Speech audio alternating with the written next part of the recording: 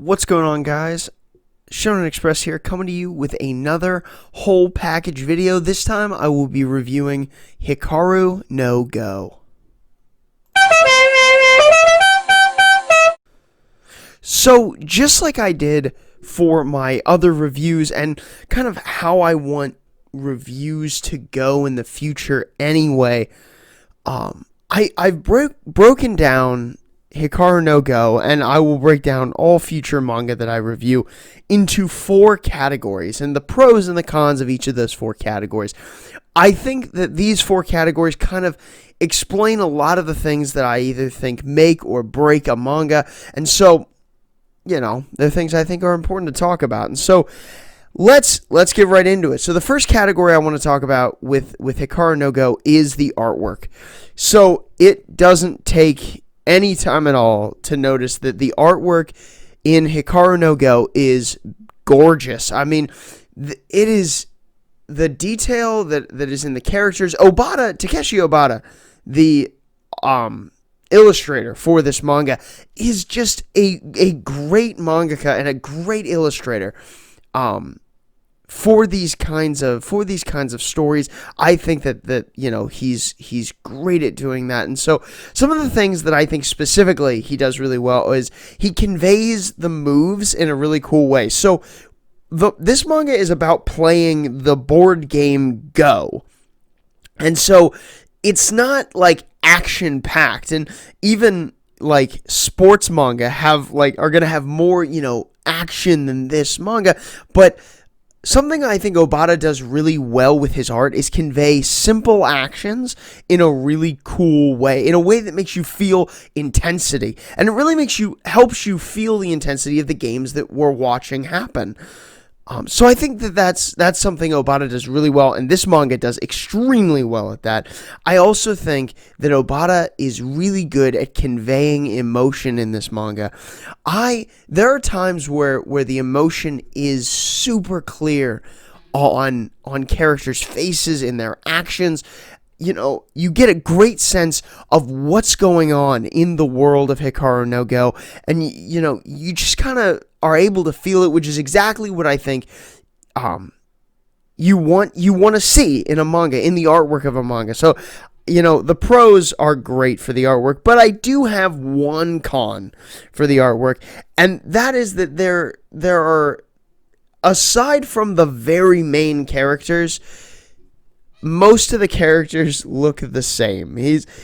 There's not a whole lot of differentiation in character design, and I think that's one of the things that Obata, I think, struggles with in general. We think about Death Note, another series he was the illustrator for, and you think about, I think part of the problem is he's drawing like just kind of modern Japan, and so, as anywhere else, a lot of people look similar from similar places. And so while other manga have kind of the luxury of making these outlandish, like crazy character designs because of the world that they live in, he's trying to draw our world, and it's realistic to our world, but it does make some of the characters a little tough to differentiate from each other. And so I do think that that's a con for the artwork. But overall, the artwork is definitely a pro for this series. It is beautiful artwork, and Obata did a great job on Hikaru no Go as a whole.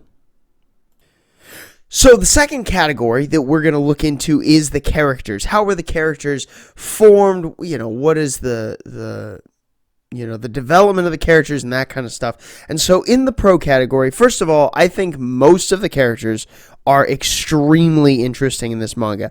I take an active interest in almost every single named character. Now there's some who, are obviously side characters.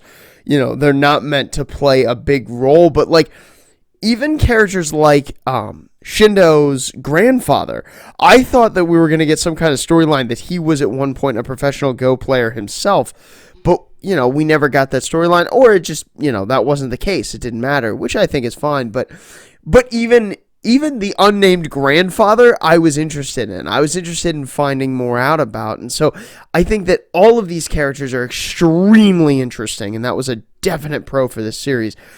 I loved the development in this series. The character development was almost like something I've never seen.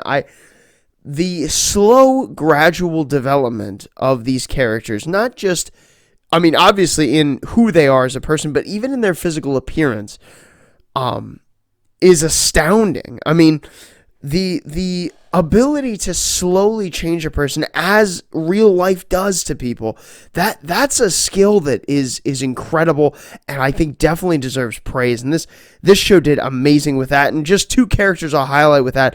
The main character, Hikaru Shindo, obviously, being the main character, he's going to get the most development. But when we meet him, he is a brash 10-year-old who, doesn't care about Go at all, but like he slowly learns to care about not just Go, but even the whole society with it. And he matures and grows in that way. And I think that's really cool. And the second character I want to talk about is Akira Toya, the main rival character of the series.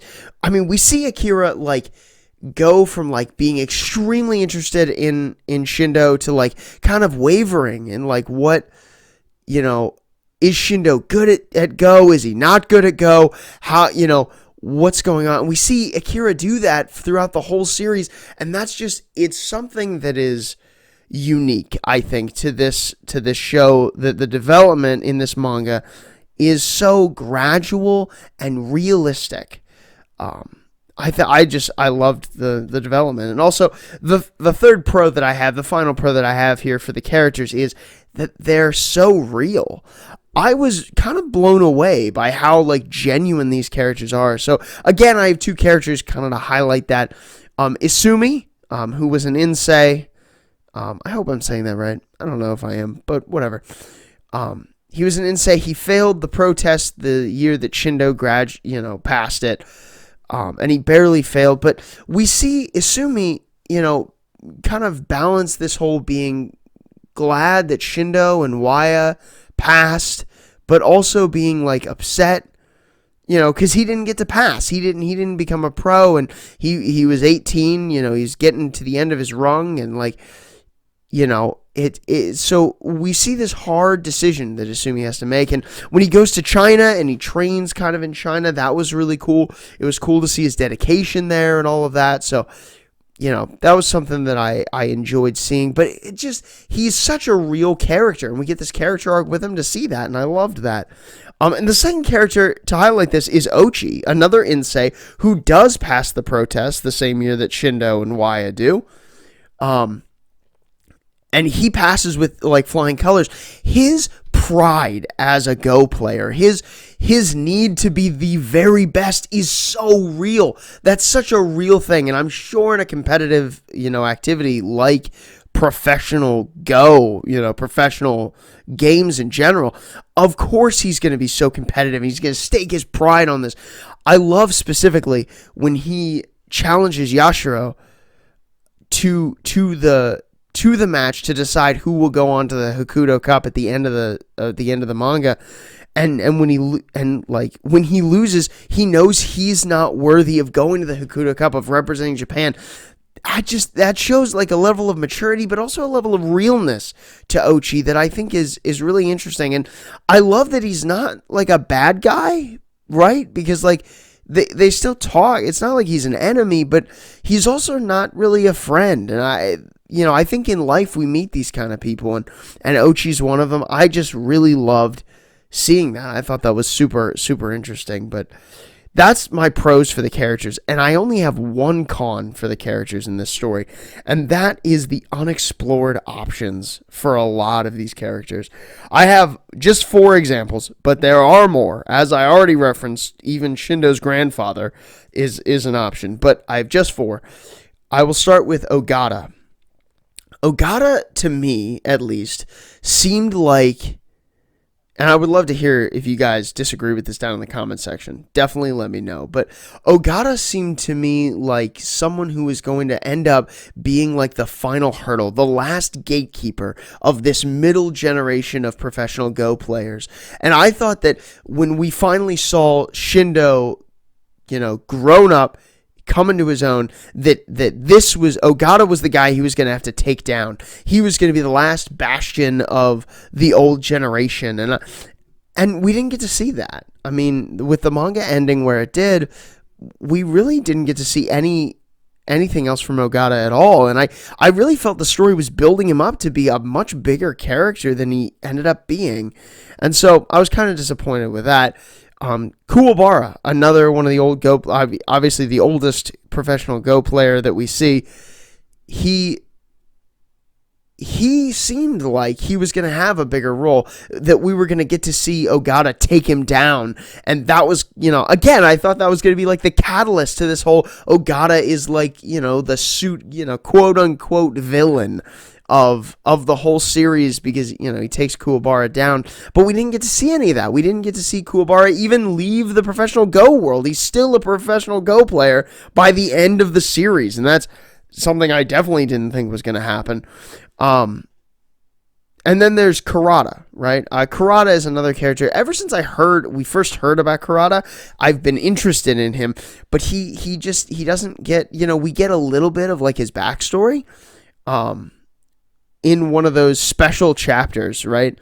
One of those like, what is it, like right around chapter 130, I think they did a bunch of the special chapters, and in one of those we get a little bit of Kurata's background, but I really just didn't see, like, it wasn't that great. Like, I didn't love it, and we didn't get to see a lot of Kurata, and I think that there was more there. But the biggest defense of this, in my opinion, is Koyo Toya, Akira Toya's father, the greatest Go player. When we open the series, he's the top of the professional Go world. And he at the end of the series is chasing down Sai, is trying to find this again. And I was looking forward to, at the end of the series, having Shindo, who has fully refined his Go form, play Koyo Toya and win just like Sai did. And for him to finally see who Sai is, and that Sai has finally been put, like, Shindo is Sai. I thought that would be a great example of, we made it, right? We made it to the end game. This is it. But we never got to see that because the manga ended early, and, we even got to see him in that final arc there at the end, but we didn't get to see him win. So unfortunately, that's a con. But overall, definitely the characters in this manga are a pro. The characterization is amazing. Don't let me like soil that for you just because there are unexplored options. But that just means that he does a great job characterizing these, making me want to love these characters before I even know anything about them. So definitely the characters are a pro for this manga. So then moving on to our third category, we have the mechanics of the show. And so I specifically say mechanics because in here I'm talking about both the setting and the power system of whatever world we're in, right? And so the mechanics of Hikaru no Go are very similar to our world. He is writing about, for his time, modern day Japan, which was, I believe, the early 2000s. And so he's writing, for early 2000s Japan. That's the setting. And the professional Go world. And so some of the pros for the mechanics, I think, are that it is very similar to a sports manga.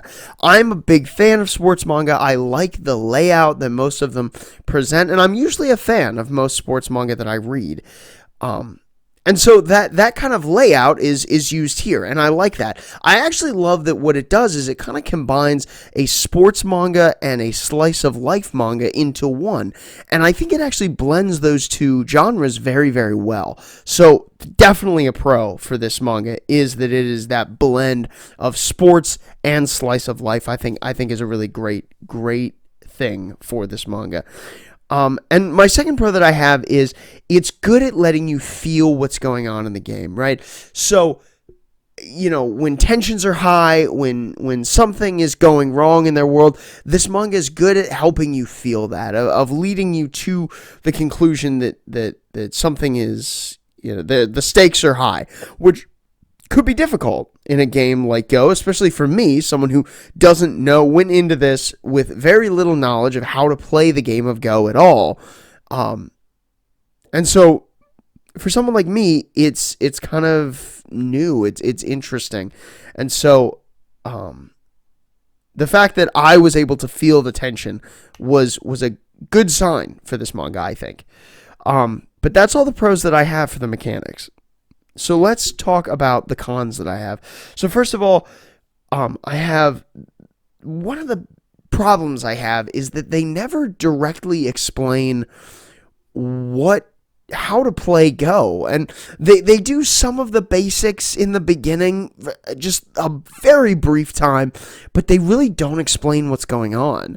Like, they'll talk about, making life somewhere, or he did the Atari move, or he peaked. He did a peak, or his peep, or whatever they say. They talk about these maneuvers that since I don't know how to play the game of Go, I have no idea what they're talking about. And part of me thinks that maybe because I'm an American, reader, I don't understand the game of Go in the way that a Japanese reader might. And if that's true, this is probably not a problem for a Japanese reader. But since I am an American and I don't know how to play the game of Go, this was something that was kind of hard for me to understand. And so understanding the games was nearly impossible. And so another con that I have is I don't understand why there's these huge gaps in skill between the players.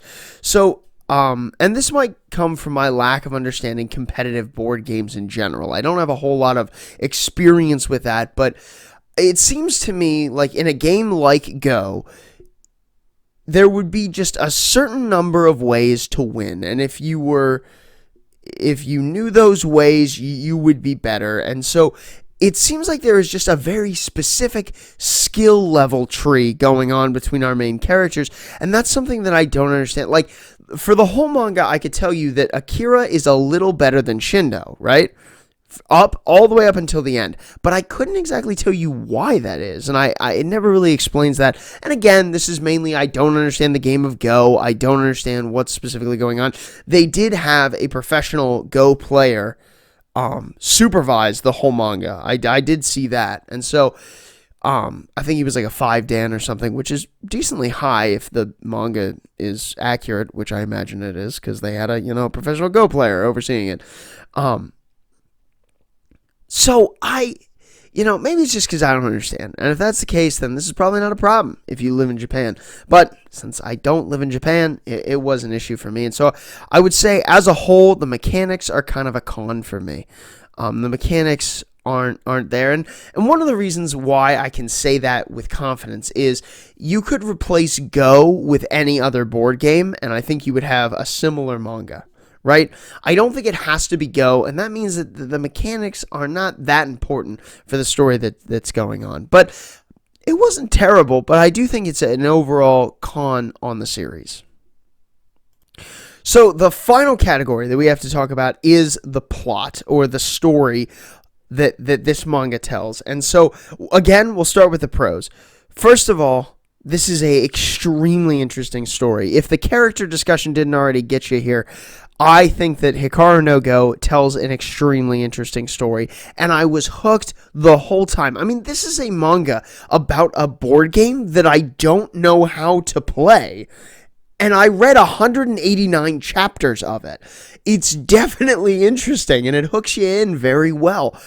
Another thing that I liked about this manga is that it is laid back, I read a lot of shonen manga, battle shonen manga, right? Manga that is intense. And so, most of the manga I read is intense. But this manga had a laid-back nature, and it was easy to read, and fun to read, and relaxing to read. And that's something that I don't think I experience a lot, and definitely something that I enjoyed about this manga. I also, this manga is shocking. The plot, the story of this manga has some twists and turns that I did not see coming.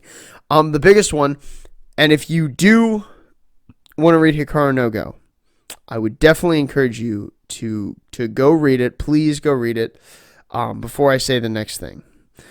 But all right, here I'm just gonna go. But when Sai disappears, it's really, really sad.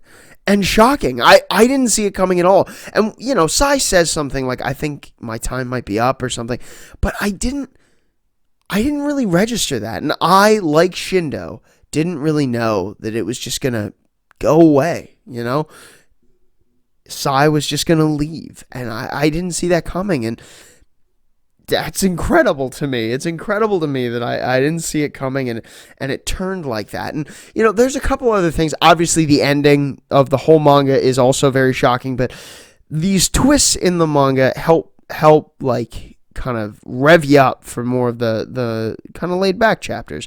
But another pro that I have for the plot is its moving nature. This plot there are several moments for a story about playing a board game, right? There are a lot of moments in this manga that resonate with me, that I can feel connected to.